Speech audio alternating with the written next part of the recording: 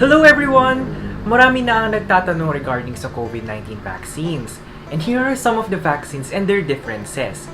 But before that, please don't forget to hit the subscribe button and notification bell for more updates. Like I said earlier, marami na ang nagtatanong regarding sa COVID-19 vaccines. Ano nga ba yung mga difference nila? But before everything else, let's first talk about how the body works. First one is the immune system, the body's defense against infection. To understand how COVID-19 vaccines work, it helps to first look at how our bodies fight illness. When germs, such as the virus that causes COVID-19, invade our bodies, they attack and multiply. This invasion, called an infection, is what causes an illness. Our immune system uses several tools to fight infection. Blood contains red cells, which carry oxygen to tissues and organs. White, or immune cells, which fight infections. Different types of white blood cells fight infections in different ways. Let's focus on that. Macrophages are white blood cells that swallow up and digest germs and dead or dying cells. The macrophages leave behind parts of the invading germs called antigens. The body identifies antigens as dangerous and stimulates antibodies to attack them. We also have your B lymphocytes. B lymphocytes. Those are defensive white blood cells. They produce antibodies that attack the pieces of the virus left behind by the macrophages. And we have your T lymphocytes. T lymphocytes. They are another type of defensive white blood cells. They attack cells in the body that have already been infected. Now, what happens in the body? The first time a person is infected with the virus that causes COVID-19, it can take several days or weeks for their body to make and use all the germ-fighting tools needed to get over the infection. After the infection, the person's immune system remembers what it learned about how to protect the body against the disease. Tinatandaan ng body natin kung paano ba patayin yung virus na ito. The body keeps a few T lymphocytes called memory cells that go into action quickly if the body encounters the same virus again. When the familiar antigens are detected, B lymphocytes produce antibodies to attack them. But experts are still learning how long these memory cells protect a person against the virus that causes COVID-19. How COVID-19 vaccines work. You see, COVID-19 vaccines help our bodies develop immunity to the virus that causes COVID-19 without us having to get the illness itself. Different types of vaccines work in different ways to offer protection.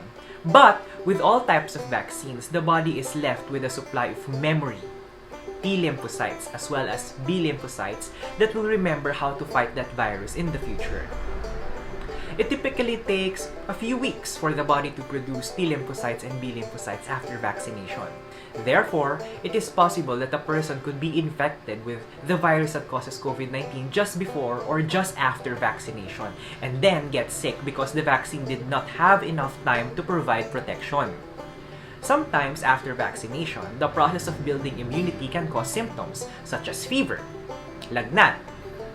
These symptoms are normal and are a sign that the body is building immunity. There are different types of vaccines. Currently, there are three main types of COVID-19 vaccines that are or soon will be undergoing large scale. It means phase 3 clinical trials, however, in the United States. Let's talk about the different types of vaccine that prompts our bodies to recognize and protect us from the virus that causes COVID-19. None of these vaccines can give you COVID-19. Take note, hindi po nakaka-cause ng COVID-19 yung mga bakuna na ito, ha? First one is to have your mRNA vaccines or your messenger RNA vaccines. They contain material from the virus that causes COVID-19 that gives our cells a protection for how to make a harmless protein that is unique to the virus. After our cells make copies of the protein, they destroy the genetic material from the vaccine. Our bodies recognize that the protein should not be there and build T lymphocytes and B lymphocytes that will remember how to fight the virus that causes COVID-19 if we are infected in the future. The second one is we have your protein subunit vaccines. They include harmless pieces or your proteins of the virus that causes COVID-19 instead of the entire germ. Once vaccinated, our immune system recognizes that the proteins don't belong in the body and begins making T lymphocytes and antibodies. If we are ever infected in the future, memory cells will recognize and fight the virus. Third one is we have your vector vaccines. They contain a weakened version of a live virus, a different virus than the one that causes COVID-19, that has genetic material from the virus that causes COVID-19 inserted in it. This is called a viral vector. Once the viral vector is inside our cells, the genetic material gives cells instructions to make a protein that is unique to the virus that causes COVID-19. Using these instructions, our cells make copies of the protein. This prompts our bodies to build T lymphocytes and B lymphocytes that will remember how to fight the virus if we are infected in the future. So ayan, alam na natin yung mga different types ng vaccines. Ano ba yung mga available ngayon sa market? Yung mga nag-a-apply pa lang for FDA approval or yung mga emergency use, sino-sino ba sila?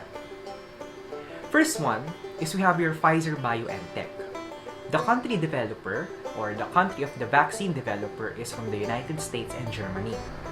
This vaccine is an mRNA-based vaccine. As I've said earlier, ano ba ang type ng mRNA? You can rewind this video. So doses niya ay 2.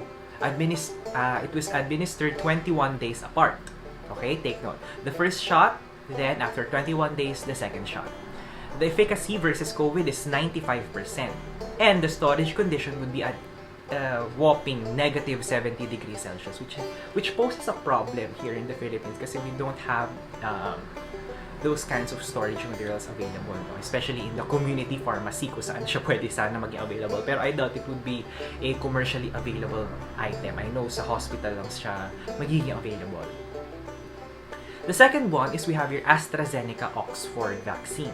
The country of vaccine developer is from the United Kingdom. This type of vaccine is a viral vector type of vaccine. Okay? So, doses niya ay pwedeng 1 to 2. So, they were still studying kung ano ba mas effective, kung 1 dose ba or 2 dose. The efficacy versus COVID is 62 to 90%. And the storage requirement is for the normal refrigerator, 2 to 8 degrees Celsius.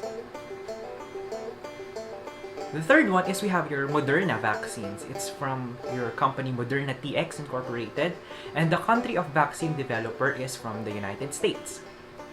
The type of vaccine is mRNA based. Doses required is 2 days. So, first shot, then after 28 days naman ito for the second shot. The efficacy versus COVID-19 is 94.5%, and the storage requirement is negative 25 degrees Celsius to negative 15 degrees Celsius. So, ganun kalamig ang kailangan niya. Sana hopefully in the future, mag-procure ang gobyerno natin ng storage conditions para storage apparatus para dito sa ating mga vaccines na orderin. Third one is from the Gamaleya Institute. Country of vaccine developer is from Russia. The type of vaccine is a viral vector vaccine and the doses required are 2. The efficacy versus COVID-19 is 91% and the storage requirement is 2 to 8 degrees Celsius. So, normal refrigerator requirement lang siya. We have fifth one is your Janssen from Janssen's Pharmaceutical. The country of vaccine developer is from Belgium, United States. The type of vaccine is a viral vector vaccine. The doses required is either 1 to 2 shots. Efficacy versus COVID is to be released this month, according to them. And the storage requirement is your normal storage time ng vaccine is 2 to 8 degrees Celsius. So, pwede siya sa ref. So, we have your Sinovac vaccine. The country of vaccine developer is from China. Type of vaccine is inactivated vaccine siya, and the doses required is 2.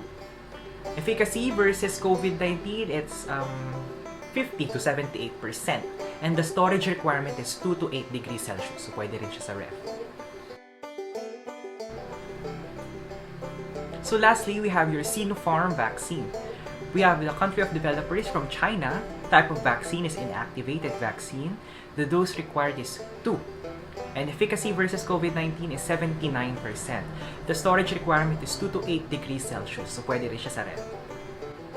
Now that we know the different types of vaccine that may be available from the Philippines, kayo na mag-decide kung ano yung gusto niyong vaccines. But of course, with the doctor's advice. Because getting vaccinated is one of the many steps you can take to protect yourselves and others from COVID-19. Protection from COVID-19 is critically important because for some people, it can cause severe illness or even death. Stopping a pandemic requires using all the tools available. Vaccines work with your immune system, so your body will be ready to fight the virus if you are exposed. Other steps like wearing masks or social distancing help reduce your chance of being exposed to the virus or spreading it to others as well. Together, COVID-19 vaccination and following the CDC's recommendation to protect yourselves and others will offer the best protection from COVID-19. So thank you very much for watching my YouTube channel.